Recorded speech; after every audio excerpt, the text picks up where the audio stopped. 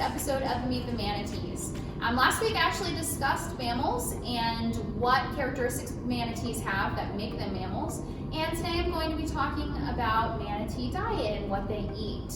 Now, manatees are herbivores. So they only eat plants, which is what that is, and they are the only marine mammal that is completely herbivorous. There are lots of mammals that live on land that eat plants only, but they are the only one that lives in the water, which is very cool. Now, manatees have a very large body, as you can see from this skeleton, and a lot of people ask us all the time, wow, manatees can really get that big just eating plants? Yep.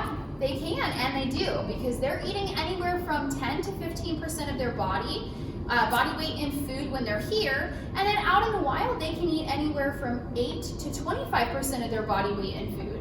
That really just depends on environmental conditions, what kind of water temperature is out there, what time of year it is, how much food they have access to, so lots of different factors. But they can eat quite a bit of food every single day. They'll spend anywhere from 8 to 12 hours grazing on plants.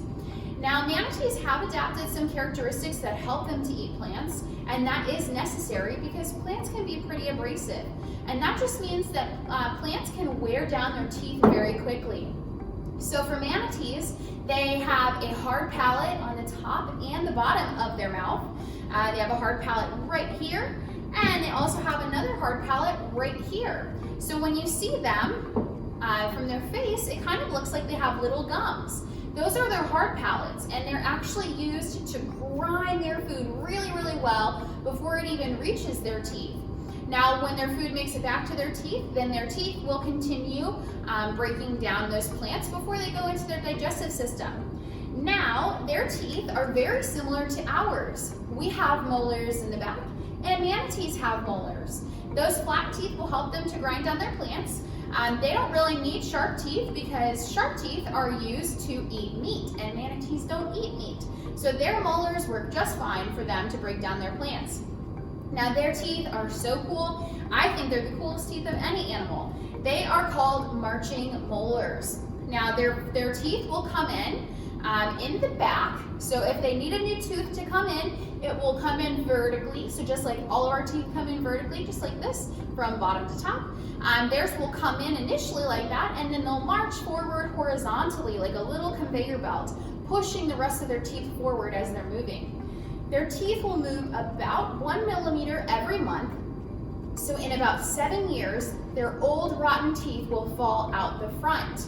And that is about how long it takes for them, about how long they have each of their teeth for. Now, usually they'll lose one tooth every 3 to 4 months or so on average. It really just depends on what types of plants they're eating. Out in the wild, they eat up to 60 different species of plants, maybe even more, but 60 species have been documented. So things like seagrasses, certain types of algae, mangrove leaves, water hyacinth, hydrilla, and the list goes on and on. Here, our manatees eat a variety of produce. So we want to make sure that their foods are similar in nutrition and protein to the things that they'll find out in the wild. So we offer them things like romaine lettuce, iceberg lettuce, endive, escarole, and then we also offer them wild plants. So for us, it's very important that when our manatees go out, they're used to eating wild plants. It's also important for them to get wild plants here before they are released because they have to have specialized bacteria that live in their gut to help them digest the plant cell wall. Now, I don't know if you know this, but no animal can actually digest cellulose, which is what the plant cell wall is made of, on their own. They do need the help of symbiotic bacteria that live in their digestive system or their intestinal tract. So those bacteria will break down the cell wall. That way the manatees can get as much nutrition as they possibly can from those foods. Now, when we give them those wild plants, it allows them to have some of those wild bacteria for breaking down those specific types of food. So it's very important that our manatees not only have access to wild plants before they leave, just so that they can start eating them and get used to them, but also for those bacteria. Now, manatees have a very slow metabolism. And that is because they eat plants, so they need to make sure that they are getting everything they possibly can from those plants. So what we're feeding them today, they will actually, it will take them about a week for them to digest. Now when it's cold in the wintertime, their metabolism actually slows down even more because they don't really have access to a lot of food. So they want to make sure that they can last until it warms up a little bit for them to be able to go out and find some more food. So those are just a couple of characteristics that manatees have that have allowed them to eat plants, including their teeth, their digestive system, which is 150 feet long. Wow.